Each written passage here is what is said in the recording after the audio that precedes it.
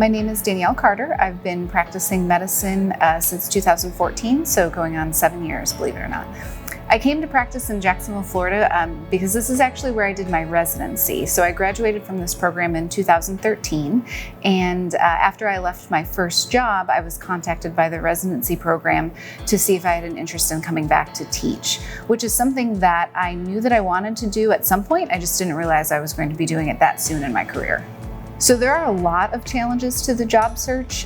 For my first job, the challenge was actually finding a location that would let me have the exact kind of practice that I was looking for. So you have to ask a lot of questions to make sure that when you're joining a practice, you're going to get to do all of the things that you want to do and all of the things that you've trained to do. So are you going, in the case of family medicine, are you going to get to do pediatrics? Are you going to get to do procedures? In my case, it was, am I going to be able to do obstetrics? Specifically surgical obstetrics. So I started looking for jobs that would offer that, and in a rural setting was my preference, even though I'm now in an urban setting.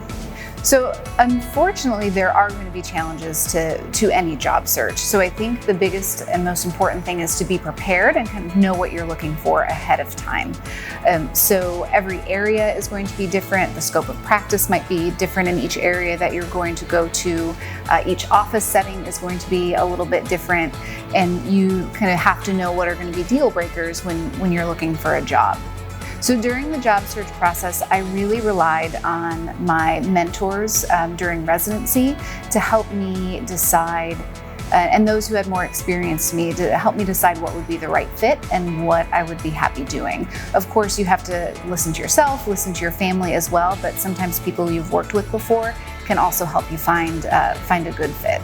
So for residents beginning the job search process, I would say, first of all, don't get too overwhelmed. Specifically for family medicine, you are the commodity.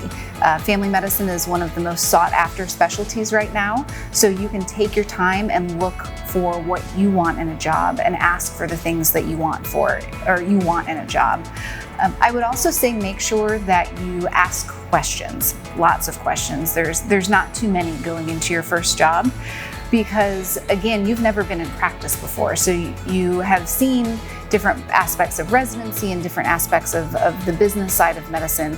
But unless you specifically say, is this going to be in my contract? Am I going to be able to do this procedure? Am I going to be able to see children?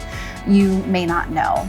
And you may only get to know that by speaking with people who are already working in the offices that you're considering.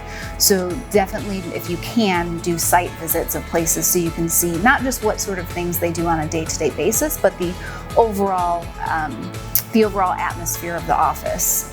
So once you get the job that you're looking for, in order to be the best physician you can be, you have to be happy as well. You have to be fulfilled in your job. You have to make sure that you're not getting burnt out, which is unfortunately very common during residency and very common once you get into practice. So don't be afraid to leave a job that's not right for you. And that's very difficult. I understand that. Like, you've searched a long time for this job. Sometimes you have family going with you. Sometimes you were sure that the geographic area or the setting was going to be exactly right.